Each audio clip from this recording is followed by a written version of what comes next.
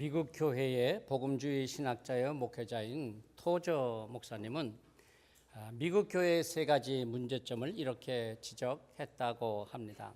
첫째는 성도들이 영적으로 성장하지 않는다고 하는 것. 그래서 한 어린 아이에 머물러 있으면서 계속해서 살만 찌고 있다. 두 번째는 성도들이 자신이 해야 할 일을 알지 못하고 오직 하나님의 일에만 참견하고 있다. 세 번째는 성도들이 성령 안에서 하나가 되라고 하셨는데 서로 다투고 분열을 일삼는다라고 했다는 것입니다.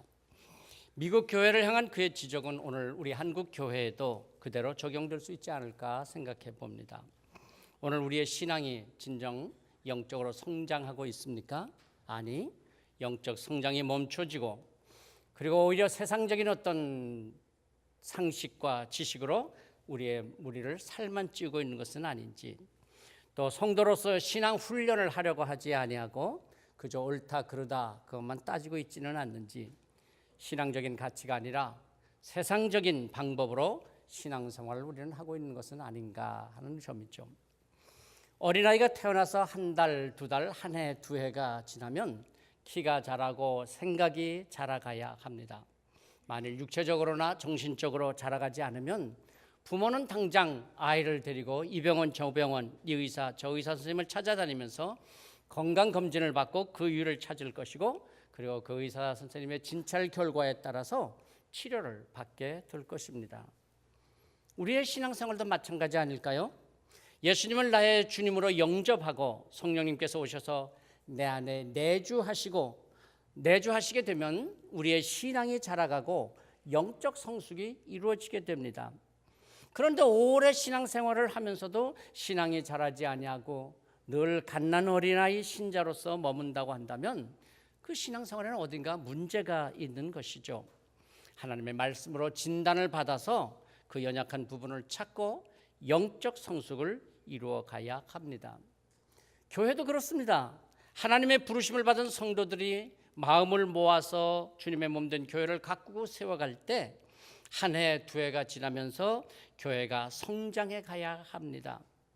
그렇다고 물론 숫자가 늘어가고 예산이 많아진다는 것이 영적 성장을 뜻하는 것은 아닙니다. 아니, 100명이 200명 되었다고 해서 성도들의 주님 사랑하는 마음이 배가 되었다고 할 수 있는 것은 아니기 때문이죠. 생명이 있는 신앙, 생명력 있는 믿음, 생명이 있는 씨앗은 아무리 작다고 할지라도 성장합니다. 하루가 지나고 한 달이 지나면 잎이 나고 꽃이 피고 마침내 풍성한 열매를 맺습니다. 그러나 생명이 없는 죽은 씨앗은 아무리 오래 두어도 싹이 나지 않습니다. 잎도 꽃도 열매도 없습니다. 오히려 시간이 지나고 나면 썩어버리고 마는 것입니다. 예수 그리스도의 영으로 살아있는 신앙, 생명력 있는 교회, 영적 생명이 있는 성도는 조금씩이라도 성장해 갑니다. 영적 성숙이 있습니다. 때로는 힘겹고 고통스럽다 할지라도 성장해 갑니다. 성숙은 저절로 되지 않는 것이죠. 이 세상에 귀중하고 가치 있는 것들, 그 어떤 것인들 노력 없이 얻을 수 있는 것이 있겠습니까? 운동 경기에서 이기려고 하는 선수들은 운동의 모든 기술들을 온전히 발휘할 수 있기까지 모든 어려움을 극복하면서 오랜 기간 훈련을 쌓지 않으면 안 됩니다.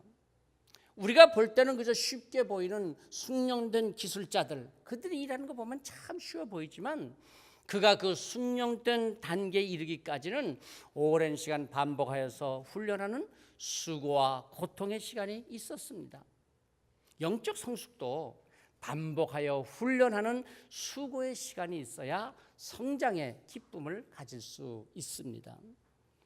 많은 사람들이 인스턴트 식품을 좋아합니다.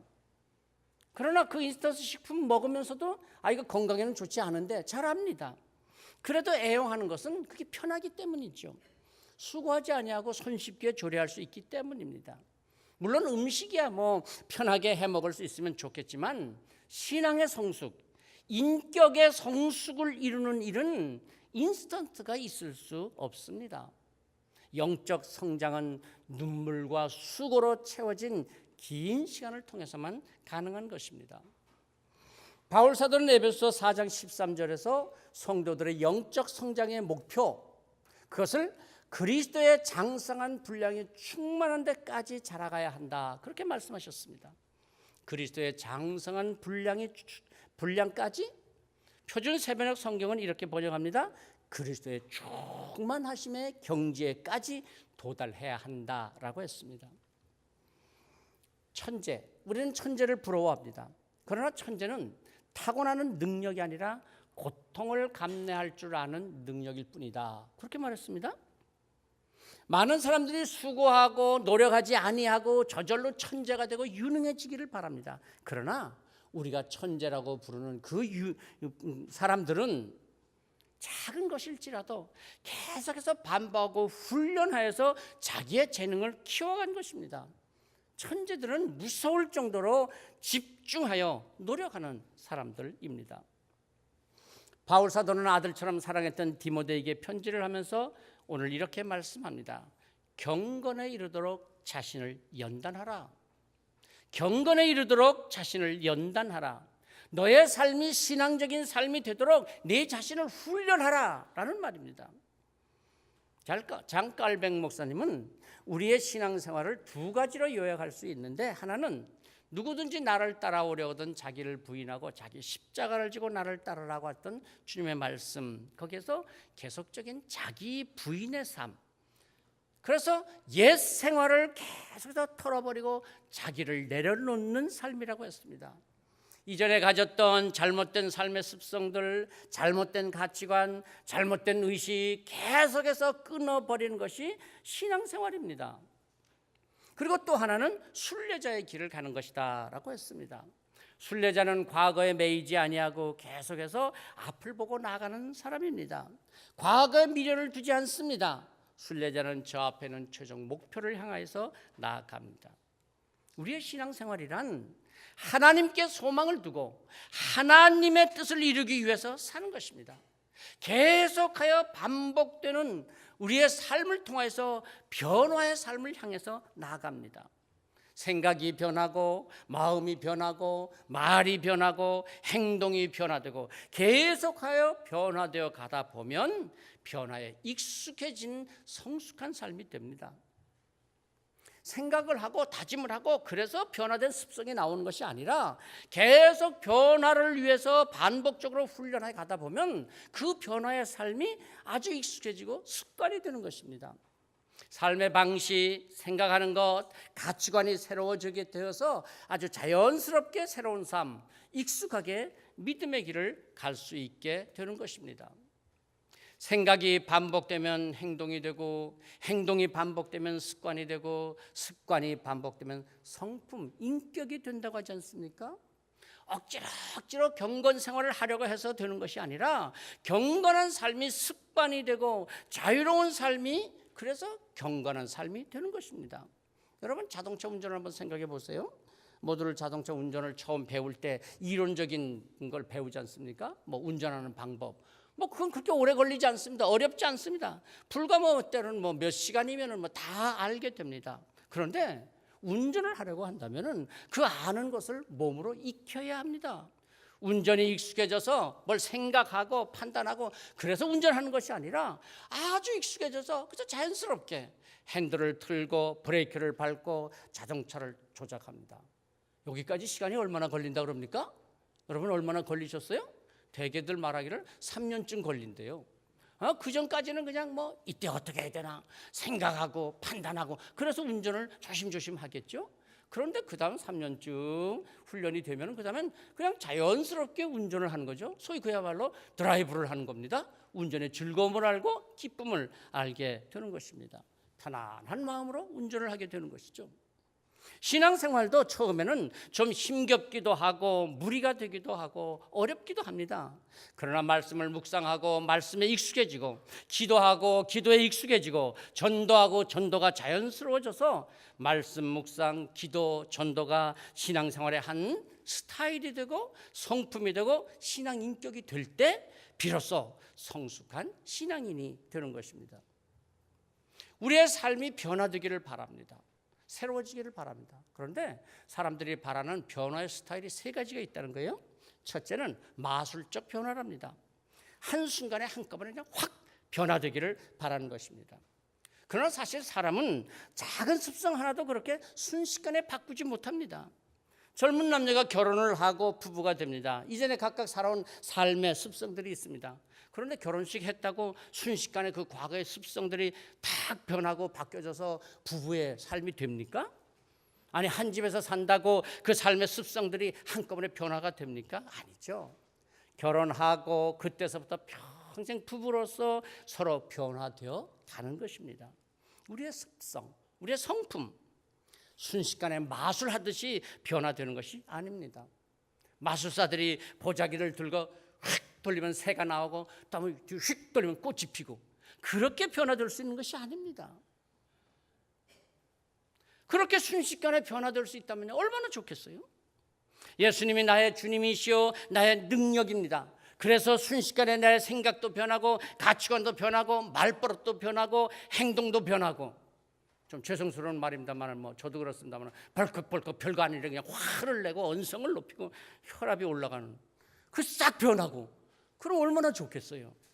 그런데 그렇지 않습니다. 우리가 소위 멀리 길을 가게 되면 돌아오려고 한다면야 멀리 갈수록 돌아오는 데는 힘들고 시간이 걸리지 않습니까? 변화에는 시간이 걸리고 고통이 있습니다. 두 번째는 기계적 변화입니다. 오늘날 자동화된 기계 그 시스템들이 우리의 가치관을 많이 바꿔놓는 것이죠. 쉬운 예로 TV 리모컨을 보십시오. 전에는 그 TV 채널을 바꾸려고 한다면 가가지고 그렇게 돌리고 그래야 했지 않습니까? 그런데 언젠가부터 우리는 리모컨으로 그냥 착착착 누르기만 하면 저절로 바뀝니다. 그런데 모든 일들이 그렇게 한번 그저 꾹꾹 눌러서 바뀌지 않습니다.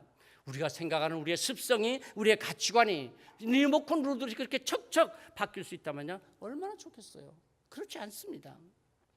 세 번째는 조건 반사적인 변화가 있답니다. 그것은 뭐냐면 환경이나 어떤 조건에 따라서 변화된다고 하는 것이죠. 환경에 따라서 사람이 바뀌고 조건에 따라서 생각의 변화가 옵니다. 그러나 다시 생각해 보면 그렇게 변하지 않습니다. 가난했던 사람이 부유하게 되었다고 그의 생각이 부자의 생각처럼 그렇게 바뀝니까? 노예가 자유롭게 되었다고 그 노예 근성이 금방 자유민의 마음이 됩니까? 우리가 예수 그리스도를 믿고 새 사람이 되었다고 우리의 성품이 그렇게 새로워지는 것이 아닙니다. 여전히 옛사람에 매여 있습니다. 이것을 끊어버리려고 노력하고 애쓰고 수고하지 않으면 되지 않는 것입니다. 그러므로 인간의 변화란 인격적인 변화가 있어야 합니다. 생각이 바뀌고 의지가 바뀌고 바라는 것이 바뀌고 좋아하는 것이 바뀌고, 이것이 반복되면서 서서히 변화되고 성장해 가는 것입니다. 그 삶이 드디어 중생의 열매를 맺게 되는 것이죠. 그리고 성화의 삶을 살게 됩니다. 알고 깨닫고 회개하고 자기를 부인하고 그러나 결심하고 또 그래도 넘어졌다가 다시 또 일어나서 결심하고, 이렇게 반복되는 과정을 거쳐서 온전한 하나님의 사람으로 성숙해 가게 되는 것입니다. 그런데 이런 변화를 위해서는요 커리큘럼이 있어야 합니다. 훈련 코스가 있어야 한다는 것입니다. 이런 사람에게는 이런 훈련의 과정, 저런 사람에게는 저런 훈련의 과정이 있어야 하는 것이죠. 다 똑같은 훈련의 과정은 아닐 수 있습니다. 그래서 특별한 사람에게는 특별한 연단의 과정이 있습니다. 예를 들자면 먹지 말라는 걸 굳이 먹어. 아니 피지 말라는 걸 왜 굳이 피워? 못 끊어. 그러다가 한 번에 딱 끊을 때가 옵니다. 언제입니까? 건강검진을 받았더니 폐가 이상이 있대. 간에 문제가 생겼대. 끊을 수 있어요, 없어요? 어떻게 안 끊겠어요? 그날로 딱 끊게 되는 것이죠. 여러분, 큐티하라는데 왜 안 하십니까? 기도하자는데 왜 안 하십니까? 경건에 이르도록 내 자신을 연단하라.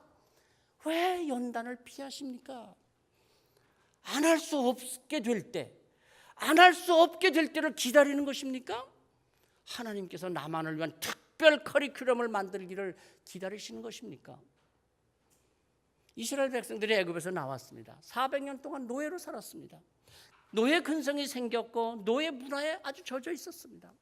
하나님께서 목자 모세를 보내서 인도하여 자유민이 되게 하셨습니다. 그러나 저들의 몸은 자유하게 되었지만 마음은 여전히 노예 근성에 매여 있었고 그들의 문화는 자유하지 못했습니다. 조금만 어려움이 생기면 불평과 원망을 합니다. 홍해를 마른 땅으로 건너는 기적을 체험하고 나서도 그들이 하는 소리가 뭡니까? 애굽으로 돌아가자. 세상에 어떻게 이런 말을 할 수가 있습니까?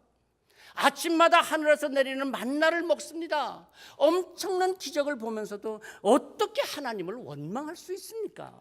그러나 이것이 인간의 본성입니다. 그래서 하나님이 주신 약속의 땅, 그 축복의 땅에 가기 위해서 광야의 훈련을 합니다. 수르 광야에서 양식이 떨어지고 삶의 기반이 흔들릴 때 어떻게 해야 하는지를 훈련합니다. 신광야에서 기대했던 것이 무너질 때 어떻게 해야 하는지를 훈련합니다. 르비딘 광야에서 삶의 공허함과 인생의 목마름을 겪을 때 어떻게 해결해야 하는지, 인간의 관계가 틀어지고 사람 원수가 생길 때 어떻게 회복할 수 있는지, 신의 광야에서 지도자와 갈등이 일어나고 자식이 부모에게 반항하고 남편이 속 썩이는 일이 생기고 직장에서 윗사람과 불화가 일어나고 교회에서 목회자와 멀어지고 교회를 떠나고 싶은 일이 생길 때 왜 이런 일이 일어나는지 깨닫게 되는 것입니다. 광야의 훈련을 통해서. 하나님의 구원 경영을 공부하신 분들은 고개를 끄덕끄덕 하시지만 그게 뭔 말인가 하고 그냥 그저 들리는 소리구나 그렇게 들으시는 분들은 하나님 구원 경영 공부 안 해서 잘 모르시죠? 해보세요 한번. 놀라운 말씀입니다. 이스라엘 백성들에게 이 광야는요 하나님께서 준비하신 훈련 컬이었어요.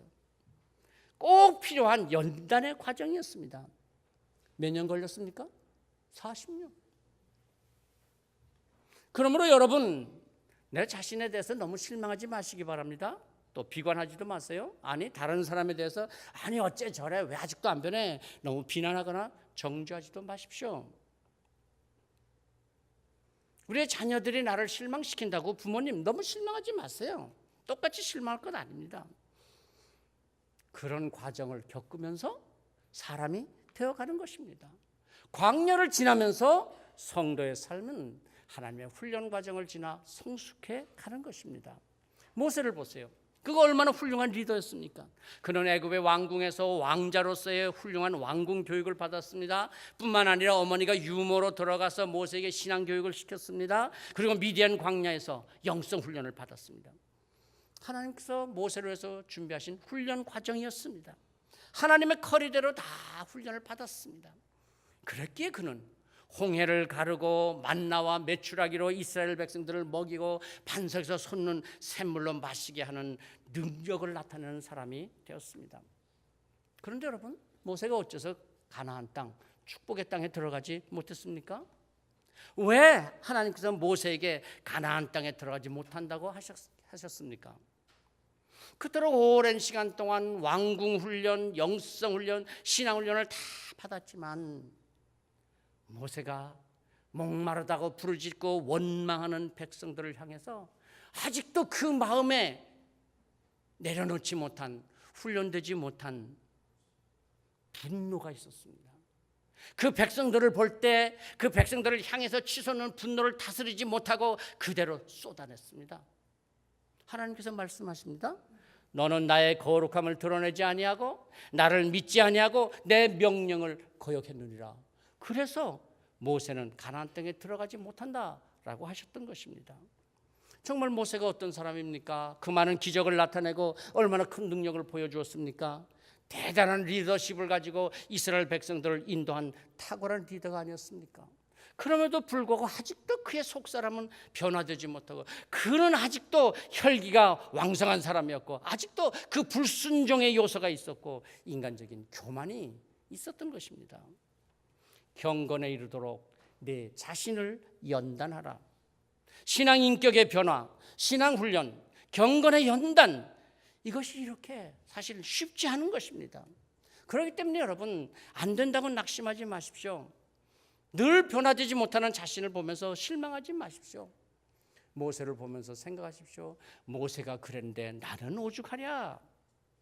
그렇게 주님 앞에 서는 그날까지 사실은 우리 자신을 훈련하고 연단하여 가는 것입니다. 그렇게 성화의 길을 가는 것입니다. 한두 번 결심했다고 되는 것이 아닙니다. 여러 번 반복하고 계속해서 하나님의 훈련 과정을 믿고 따라갈 때 언젠가 하나님께서 기뻐하시는 성숙의 열매를 맺게 되는 것입니다. 매일매일 큐티하며 오늘 내게 주시는 말씀을 받고 그 말씀을 묵상하고 말씀에 순종하는 훈련, 때로는 한 끼라도 금식하며 기도하고 성전에 나와서 성전에 엎드려 1시간씩 릴레이 기도를 하면서 하나님께 더 가까이 하나님과 친밀한 관계를 이루어가는 기도 훈련, 그동안 하나님께서 내게 주신 은혜를 감사하며 그 감사함을 가지고 만나는 사람에게 다가가서 주님의 사랑을 보여주고 나타내서 그 마음에 감동을 주고 인도하여서 하나님께서 나와 함께 경서교회에서 주님의 사랑을 나누라고 예비해 두신 예비 경서가족들을 찾고 만나고 인도하여서 경서가족이 되게 하고, 이렇게 하나님께서 나를 훈련하시는 하나님의 이 커리큘럼을 따라가다가 보면 나도 모르는 사이에 그리스도의 충만하심에까지 이르게 되는 성숙한 신앙 인격을 갖게 되는 것입니다. 사실 바울 사도가 얼마나 충성되고 성실한 사도였습니까? 그럼에도 불구하고 그는 이렇게 고백합니다. 내가 내 몸을 쳐 복종하게 하면 내가 남에게 전파한 후에 자신이 도리어 버림을 당할까 두려워함이로다. 고린도전서 9장 27절이죠.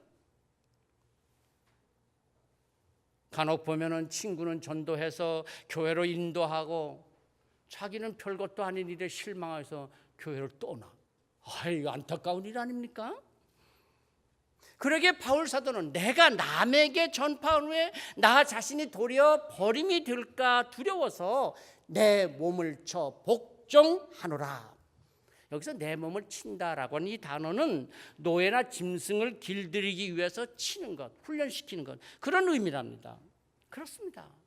내가 좀 더 주님의 충성된 일꾼이 되고 좀 더 주님을 사랑하는 제자가 되고 좀 더 하나님께서 기뻐하시는 성도로서 성숙해 가기 위하여 내가 내 몸을 쳐 복종케 하노라. 성도로서의 성숙함을 위한 훈련입니다. 성숙한 신앙, 하나님께 헌신하는 신앙생활, 그렇게 쉽지는 않습니다. 그러나 그렇다고 해서 그렇게 또 어려운 것도 아닙니다. 하나님께서 준비하신 그 훈련의 과정을 따라서 계속해서 훈련해 가는 것입니다. 욥은 이렇게 고백했습니다. 그러나 내가 가는 길을 그가 아시나니 그가 나를 단련하신 후에는 내가 순금같이 되어 나오리라. 욥이 겪었던 그 고통들, 그 긴 세월들, 그러나 자신이 순금 같은 신앙을 갖기 위한 하나님의 컬이었습니다. 꼭 있어야 할 과정이었습니다. 사랑하는 성도 여러분, 지금 어떤 갈등이나 고민으로 어려움을 겪고 있지는 않습니까? 지금 내게 필요한 하나님의 훈련 과정이 아닌가 생각해 보십시오. 하나님께서 나를 순금으로 만드시기 위해서 온갖 불순물을 제거하고 계신 것 아니겠습니까? 그 광야의 훈련이 끝나는 날 순금처럼 나를 받아주실 것입니다. 신앙 집중 훈련, 여러분의 마음에 좀 불편하고 귀찮게 여겨지는 일들이 있다 할지라도 다시 한번 생각해 보십시오. 이렇게라도 하나님의 커리를 따라가지 않으면 내가 어디로 갈 것 같습니까? 내 믿음이 어떻게 될 것 같습니까? 망령되고 허탄한 신화를 버리고 경건에 이르도록 내 자신을 연단하라. 나를 연단하기 위하여 내게 꼭 필요한 훈련의 시간을 하나님께서 주셨다고 받아들여 보십시오. 그러면 그 순간 여러 갈등과 거부감에서부터 자유함을 누리게 될 것입니다. 신앙생활을 한다는 것은 그 자체가 경건에 이르는 연단입니다. 기도하십시다. 하나님, 이 아침도 주님의 전에 나왔습니다. 우리의 삶의 모습이 다양하지만 무의식 중에 행하는 것들까지도 주님께서 기뻐하지 않으실 것들, 경건하지 못한 것, 사랑하지 못한 것, 관용하지 못한 것, 아니 과감하지 못했던 것, 불순종과 원망과 불평, 시기와 질투, 분노와 다툼, 경직됨과 강팍함, 그리고 나태함과 안일함, 이 모든 것들을 제거하시기 위해서 우리에게 시련의 과정을 주심을 깨닫게 하여 주시옵소서.